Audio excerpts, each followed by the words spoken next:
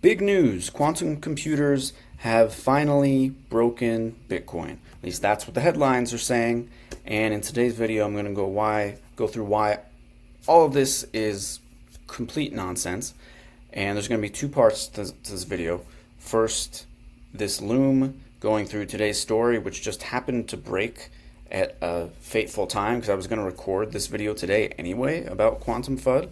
And then the second part will be the standard talking head type of video on the stuff that I had planned anyway. But this is all brand new, so watch to the end to learn why none of this really matters, and it's actually just total fraud, total disinformation. I mean, it gets worse the more I look into it. So to begin, here's a story on Cointelegraph. It's been distributed everywhere else, syndicated on like every major platform. It's the biggest story of today, maybe of the month or multiple months.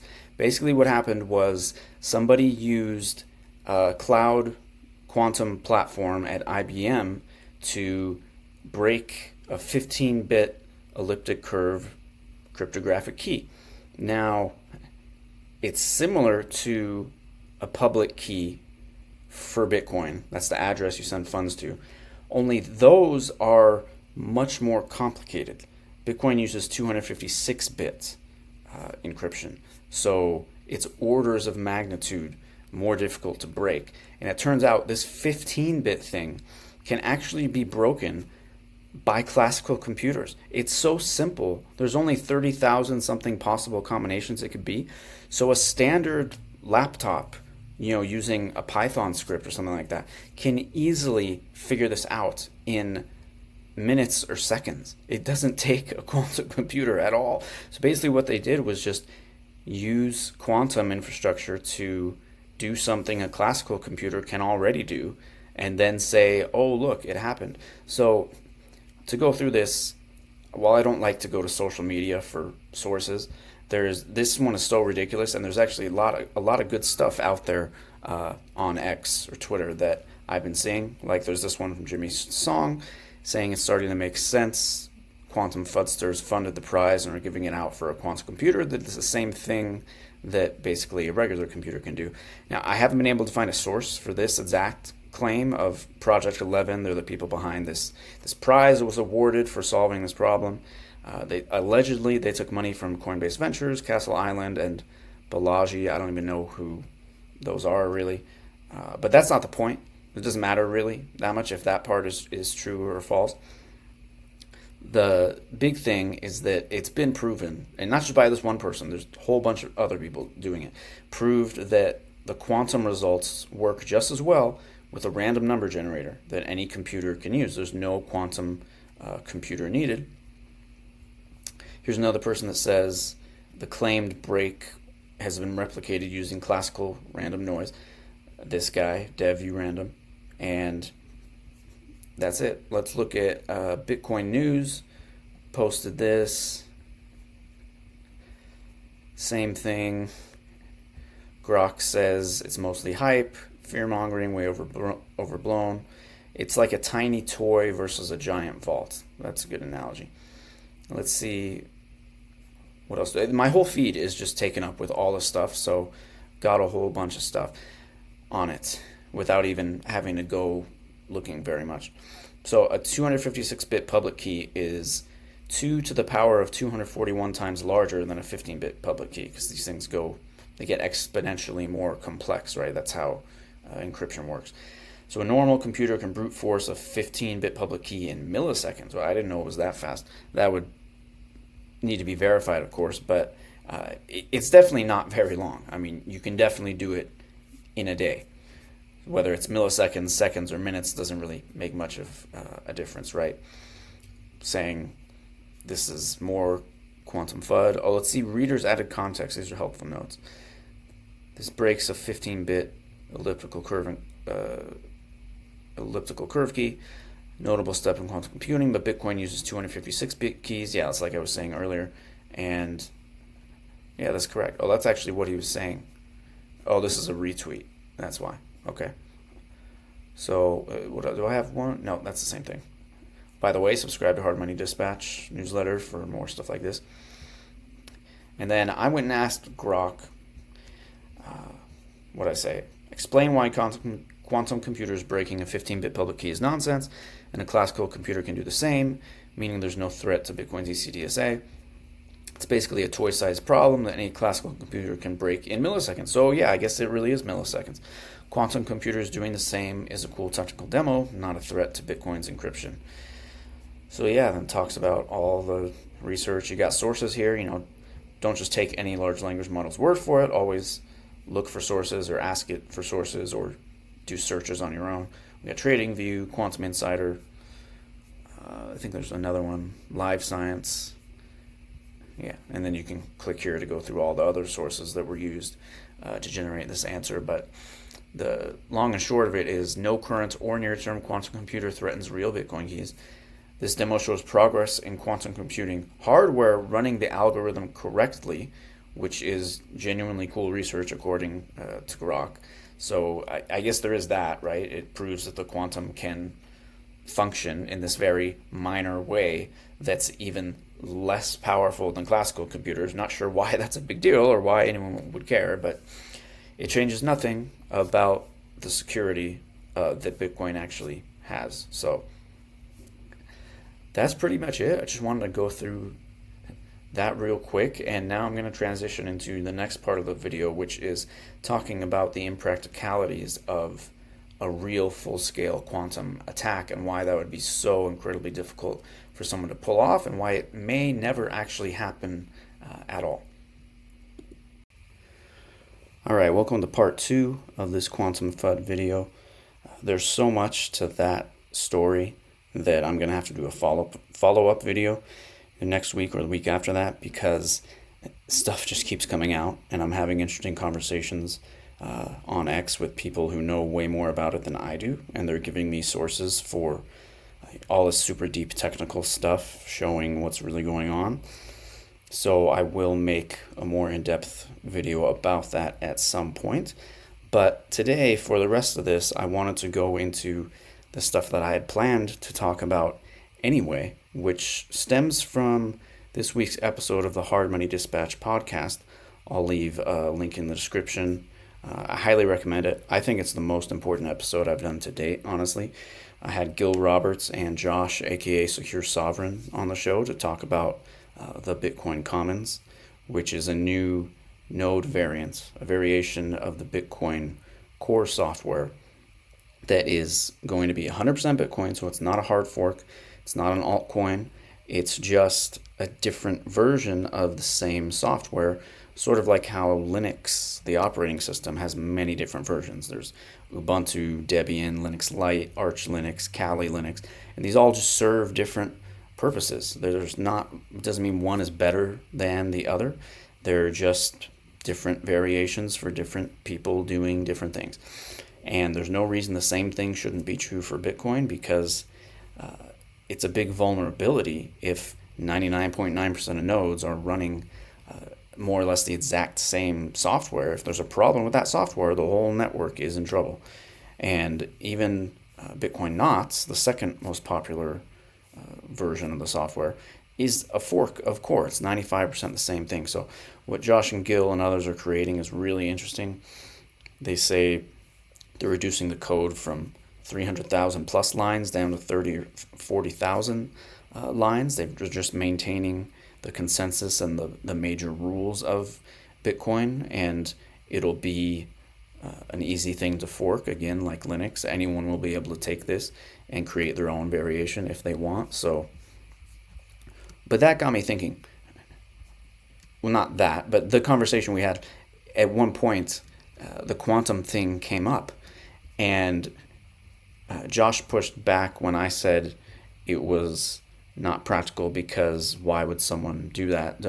There's so many other things they could attack other than Bitcoin. He made a good point saying, well, it's a low-hanging fruit because it's not illegal to, hack Satoshi's coins, for example, or any wallet with a public key exposed. No one's going to come after you. Whereas if you go after the banks or, something in the government, you hack some information or financial thing, you're going to have the army coming after you, the FBI coming after you, whatever. So, and that's very true. That's a good point. However, if you take a wallet with an exposed public key that happens to be hosted on an exchange, it's a custodial wallet, well, guess what? You're stealing from the exchange, and that would be very illegal. And it's safe to assume, I'm sure you can do on-chain research to find exact numbers for this, but I think it's pretty safe to assume that a very large portion of the wallets that have their public keys exposed, meaning someone has sent a transaction from that wallet, are going to be exchange wallets, right? A good portion, maybe not a majority, but a high number of them. And so you can't just take those and expect to get away with it. That kind of leads into the things I want to go over. And these are all ones that I came up with myself. However, there's another. I saw a really good LinkedIn post just a few weeks ago. I should have gotten it for this video, but this one's going to be a little longer anyway, so maybe I'll bring it back up in the follow-up to this one. And someone mentioned that assuming quantum can break Bitcoin is not one problem. It's not just the fact that the computers get strong enough and then they can do this. There's actually 10 things in a row that have to happen, and that one was laid out really well. I'll find the person and the post at a later date. But for me, just thinking through it in a basic way, there's a whole bunch of things that, that concept definitely holds true of there's many things in succession that have to take place in order for this kind of attack to actually be feasible, actually happen, and someone to actually cash out and then get away with it. It's not just this simplistic thing it's always presented as of like, well, once the quantum computers get that powerful, it's game over, and now Q-Day is here and doomsday. I saw a really interesting take the other day. Someone said Q-Day is the new Y2K, and that's pretty accurate, I think. I mean, I suppose if you're young enough today, you may not know what Y2K was, but back in the late 90s, there was this huge scare about, all the computer code in the world basically had only had dates of up to 1999. They hadn't been coded to include anything that was 2000 or higher.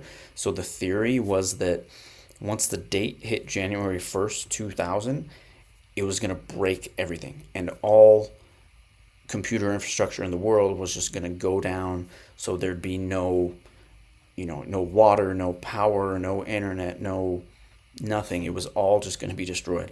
And then, of course, that day came and absolutely nothing happened. So there is a chance that the Q-Day thing with quantum could be similar. There's no guarantee it'll ever actually happen. So let me try to go through some of this as quickly as possible.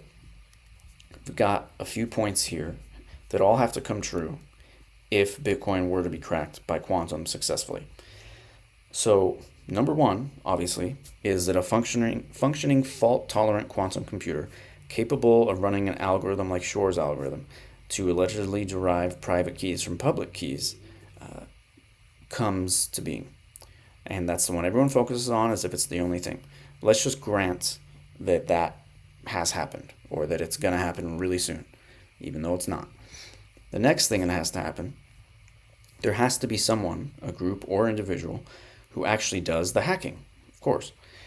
And it's really an open question as to who this would be, to the point where it's almost a waste of time to speculate on the exact details. Would it be a rogue employee at Google or IBM? Maybe someone who breaks into the company's headquarters where the computer exists? Because the cloud thing, that's an important point from the first portion of this video, right? They made it sound super scary by saying it was publicly accessible hardware. This person just used IBM's cloud quantum computer and they could break this thing.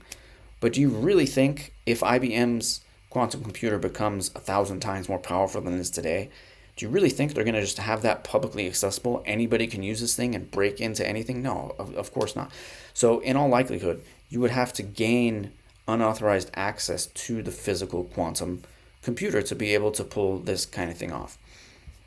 Because Quantum computers are not just laptops you can take with you anywhere. They're massive machines that require highly specialized infrastructure to function.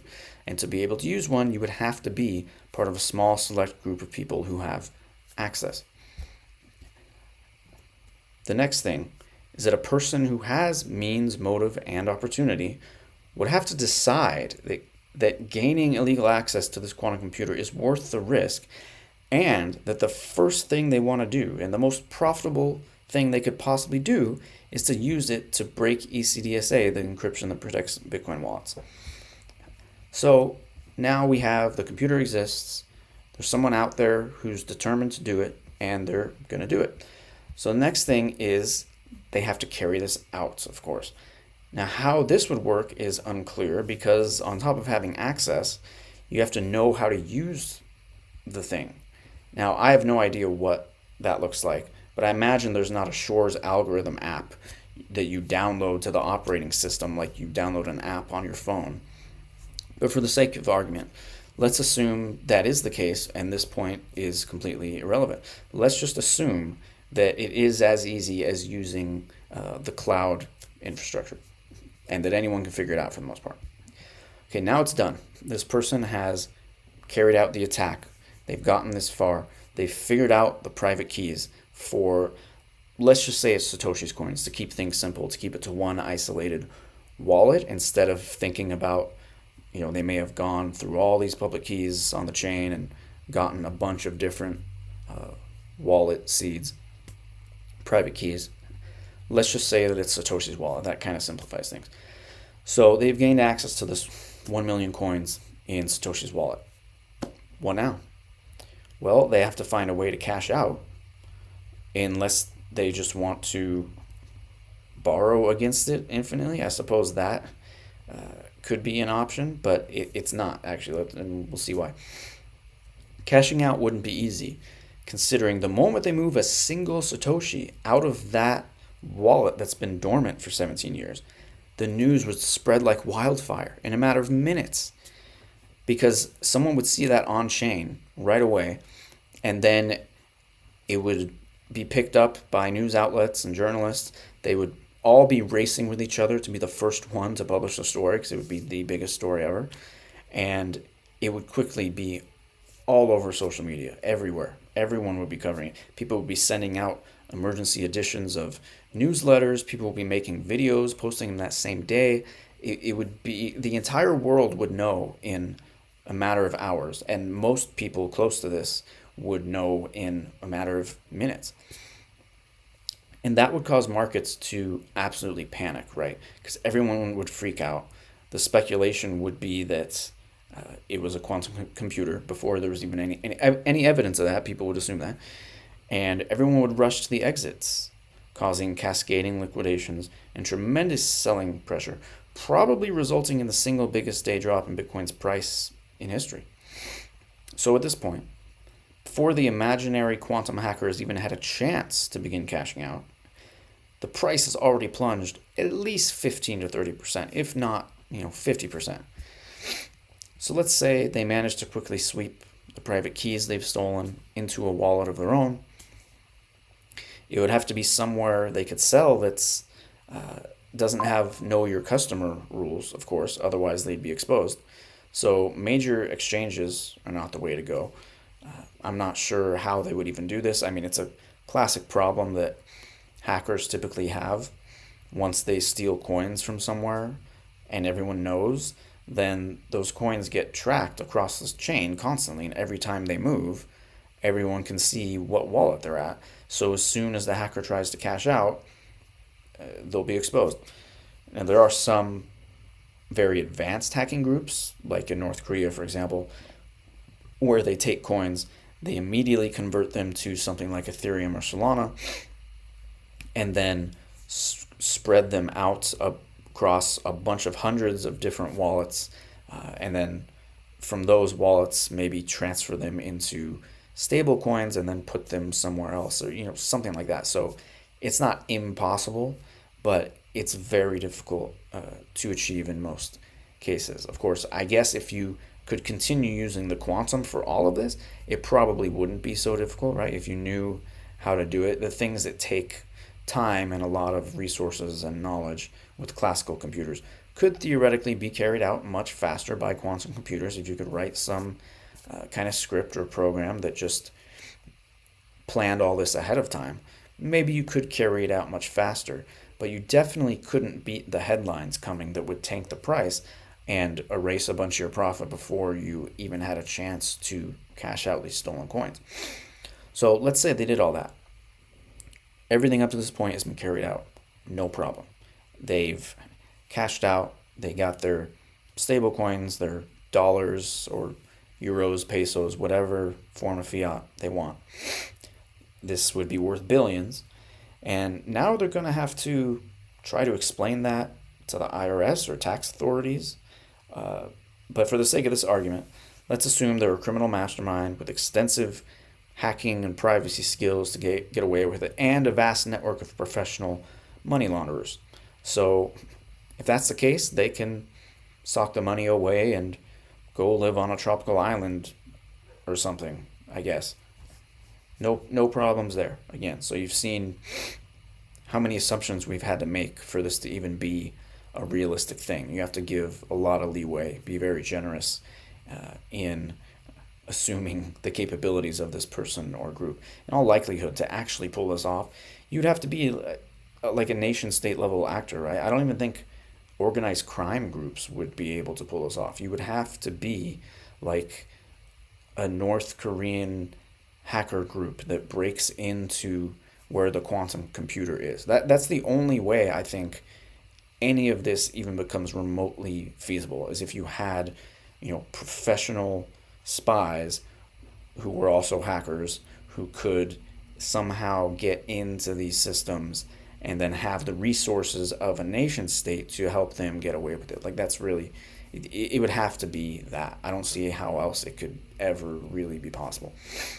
So now they've gotten away with it. This person or group used the quantum computer inside a major company without anyone knowing about it, cashed out without anyone tying the wallet to their identity, and then gotten on with their lives as if nothing happened. And because stealing Satoshi's coins isn't illegal, they'll get away with it, although using a quantum computer owned by Google or IBM to do so definitely would be illegal, because you'd have to gain unauthorized access. So that's it, basically. I'm sure there's other things you could put in there too that I didn't think of. But keep in mind that there's no certainty any of this will ever happen. It's always presented as an absolute certainty and an imminent threat even. And again, it's such a gift that that story broke today of all days when I was planning on recording this video. I've been planning it all week, and today's Friday, April 24th.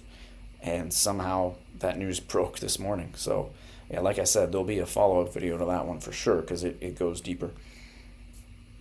But this is being taken so seriously, even though it's such a joke, that proposals are being made to change Bitcoin's architecture to prevent it from happening. And that's a whole nother subject in and of itself.